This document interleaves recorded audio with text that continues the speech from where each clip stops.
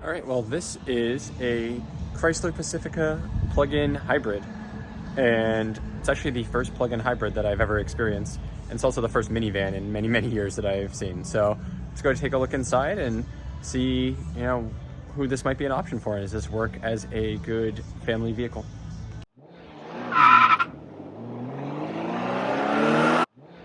That's right. So you can see here that as a plug-in vehicle, we've got both gas tank and our charger. So for here, we just have a J1172 connector, no CCS DC charging part that would be down here, because this just doesn't have a need for a charger. You got a pretty small battery capacity in here, but apparently you can drive an electric only mode for around 36 miles here. And you actually don't even need to totally plug this in, because you can just use the regenerative braking mode, which will actually charge the battery up itself, and then you can drive in electric mode from there. All right, so you've got power open and close doors here, which is a nice option to have with kids. And then, of course, one of the big appeals of a minivan like this is just the space that you get in here. So this is a true 3-row car minivan. You've got 6 seats.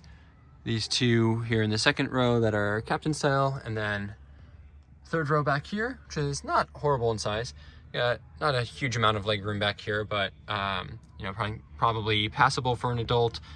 Not for hours, but at least for a shorter trip. And then good amount of room here too. So that's quite nice. And having this 6-seat style is definitely nice with kids, because you have this little aisle to go back into the back here. And then you've got a selection of USB A and C for your charging here. It looks like you actually have a powered, moves that seat up and tilts it forward. Okay, not really sure what you need that for, but I guess helps make getting in here even easier. And then to tilt this seat, I don't see a button, I just see that thing. You got latches and stuff here. So this is a, okay, here. Pull that, and then, just kind of sprung, and then it'll pull it forward, tilt forward. So, that's all right, but a little bit tricky with a car seat, I think. And then give you access back here. And I guess now we can push this back. Yep, okay. So there. And then, of course, you've got entrance on both sides as well. And here in the back, massive lift gate for the trunk. And not a huge trunk, but it does go very deep, which is interesting. And, of course, with this 3rd row down, lots of space. And you make it go down. So. I don't know, doesn't. Oh, you're gonna pull down here. Nope. I don't know. Doesn't want to go. Maybe back here. More storage there. Yeah, I don't know how you tilt. Oh, there you go. Okay, it wasn't pushing hard enough. So there you go. So not total fold flat, but it gives you more room. Only problem is the seat is way above kind of the lip of the trunk here. So, I'm really maximizing the space there. I don't know if this has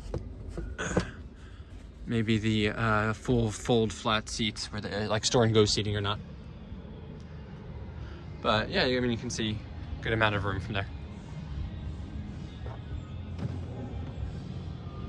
Apparently not a powered close though. Not as heavy. All right, and then up here in the driver's seat, not the worst in terms of styling and stuff. So it's a fairly expensive car. It starts at $50,000, and I think this one as equipped is only right over that, because this is the rental car version, but you can spec these up pretty high. And, you got leather seats, but they're, I don't know, I don't love them. They feel kind of dated to me. And it's not a bad place to be in here. I think, styling and stuff is decent. But you do have a lot of like headroom and space and stuff. But of course you're driving a minivan, which is just not for me. I would much rather have a 3-row SUV, of course, but I know that this is a good option for a lot of people. And so the interesting thing that I found here is you actually don't get, you don't have an option to like choose between electric and gas mode. It just switches back and forth between the two. You have this L mode, which lets you do regenerative braking, and the car will drive itself in electric mode like at low speeds, and it shows you the charge and stuff, but I couldn't find any option to like force it to just stay in electric mode. So if you're looking for something that is going to allow you to be almost like a short range battery electric vehicle, this is probably not the option for you, since you don't get that choice. But I think it is nice and pretty compelling to have this option where you can kind of toe the waters with electric. You can get used to charging on a regular basis. You can use this car mostly in electric mode if you're really just doing kind of the kid carousel of drop off at sports and school and running errands and stuff around town. That 36 miles of range is probably going to be more than enough on a daily basis, and you're only going to use a little bit of gas, and it's just kind of nice knowing that you have the regular gas engine as a backup to be able to rely on. So I think for those reasons, this could definitely be a good car for family kind of in that situation, a larger family, especially with multiple kids like we've got going to different sports and stuff.